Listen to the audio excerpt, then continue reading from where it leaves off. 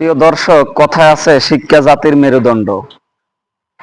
আর এই শিক্ষা ছাড়া সমাজ, রাষ্ট্র, ব্যক্তি চলে না। তাই তো গ্রামে শহরে শিক্ষিত মূর্খ যে অবস্থায় যে জাতি থাকুক না কেন, তারা চায় আমাদের পরবর্তী প্রজন্ম যেন শিক্ষিত হয়, যুগ উপযোগী হয়ে ওঠে, যাতে সমাজে রাষ্ট্রে তাল মিলিয়ে চলতে পারে।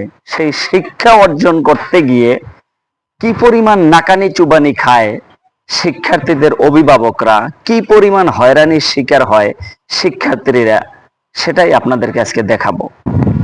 কি পরিমাণে হয়রানি হইতে হয় সেটার কিছু নমুনা, কিছু সিম্পটম আপনাদেরকে দেব। এই যে আমার সামনে দাঁড়ানো একজন শিক্ষার্থী। তুমি কোন ক্লাসে পড়ো? আমি ক্লাস 3 তে পড়ি। ক্লাস 3 তে পড়া একটি বাচ্চার এই যে দেখেন একটি ব্যাগ। সাধারণত ব্যাগের ভিতরে থাকে কি? বই, গাইড, কলম, পেন্সিল ইত্যাদি, মোট কথা শিক্ষণীয় সরঞ্জাম।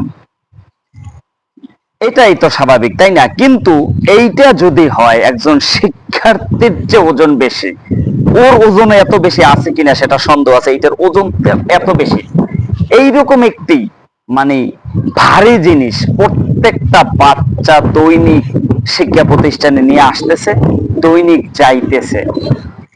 এত এত শিক্ষা উপকরণ লাগবে এই জমানায় আইসা, এটা একেবারে কল্পনাহীন। হয়তো আপনারা বলবেন যে যুগের সাথে তাল মিলিয়ে শিক্ষা অর্জন করতে হলে, বিশ্বের সাথে তাল মিলিয়ে চলতে হলে শিক্ষা সিলেবাস, শিক্ষার কারুকলাম যেরকম পরিবর্তন হয়েছে, ঠিক শিক্ষা উপকরণও এরকম একগাদা লাগে। এরকম আপনারা উপমা বা উপদেশ আমাকে দিতে পারেন, কিন্তু আমি আপনাদেরকে বলবো যেই জমানায়, যেই সময় এত বেশি শিক্ষা উপকরণ ছিল না, এত বেশি প্যারা বা পেরেশানি ছিল না, এত এত গাইড ছিল না, ওই জমানায় ওই সময় কি বিশ্ববিখ্যাত কবি হয় নাই?